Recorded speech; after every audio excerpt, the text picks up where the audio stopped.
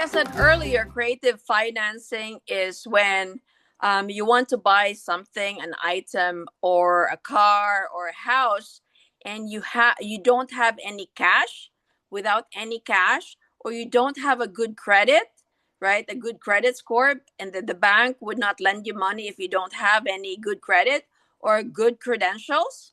Then it's very hard for someone to buy properties or buy something.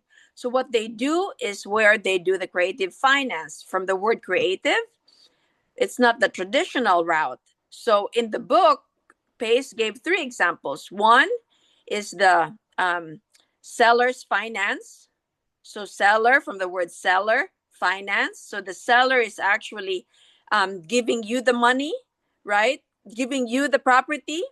Now, because this only works, seller finance only works if the owner, for example, I own the home, if I own it 100%. If I do not own it 100%, I cannot do a seller financing. Let's say I own it 100%, then I as a seller can say, hey, I can be your banker. I can give you the property, but you have to pay me. Instead of paying the bank, the buyer would pay me.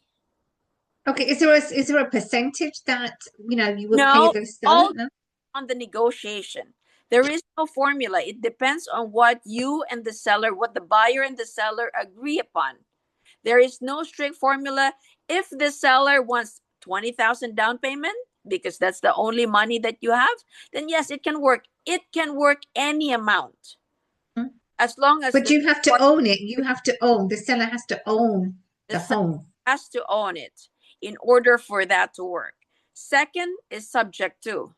Subject to is when for example, I own a property, but I do not own it. I have a mortgage to it. So Mhm. the bank owns the property. The deed is under my name because I bought it. So that seller financing cannot happen. What can happen is subject to. I own it, but the buyer is taking over my payments because why? I could not afford it anymore.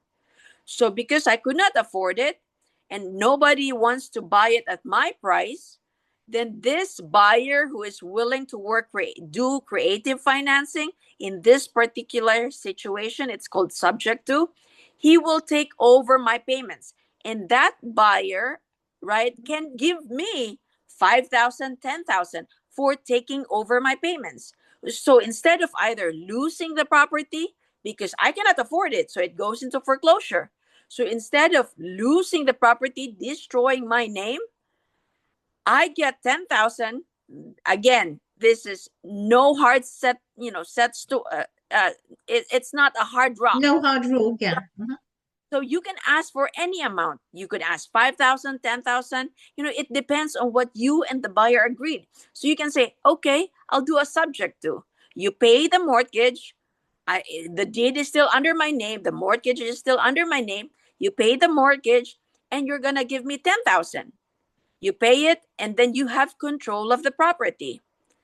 Okay, Third, but that's the point. Okay, that's the point. Yeah, sorry to cut you off. But that's the point. So if you buy the house from the seller and you're negotiating, like I said, you gotta it works if the seller owns the home. But if you as a buyer, you're buying the home from the seller and the house has a mortgage on it, what happens? Then are you well, as the buyer, do you pay the mortgage? Are you paying towards the mortgage? so this is the creative financing second example. Subject to. You are not buying it yet because the mortgage belongs to the owner. You're only taking over the payments. It will be under your name once you pay the seller. Once you pay all the mortgage and all the loan that's attached to the property. So Yeah, that's what I'm saying. So the buyer pays the mortgage. right, but So it's right. the buyer's name yet. The deed will not be under the buyer's name. It is only a subject to.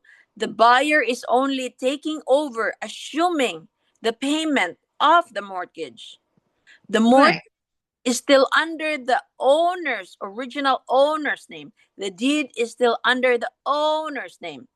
Right. No, I get that. I'm just saying in terms of the mortgage. I'm just saying in terms of mortgage, just for the viewers, when they're learning, because it's all about learning. Yes. And so when it comes to the mortgage point, who is still paying for the mortgage? Is the seller still paying?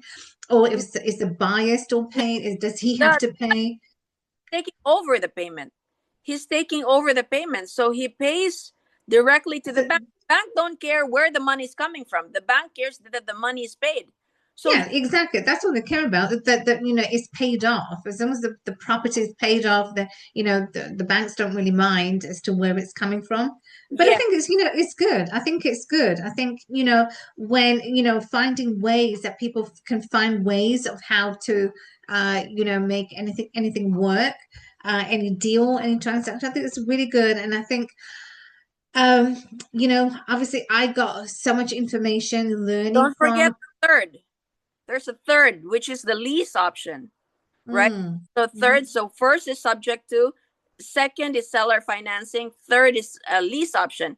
So what Pay said, if you want to buy the property, you tell your landlord, hey, I want a lease option. That means you're leasing right now and you want to buy the property later on. So if you're interested in buying that property, all the rents that you've been paying the landlord, a portion of it goes to apply. It goes to apply to the total cost of buying the home. But then you say, oh, I cannot proceed with the lease option, I'm gonna relocate. Then mhm. if you put some money down for that lease option contract, you lose that money, but then you have the ability to back out and not buy his property. Oh, But the mhm, other option too, the other great option with the lease option is that if you are then decided that you want to buy the property, right, a part of your rent goes to pay the principal down.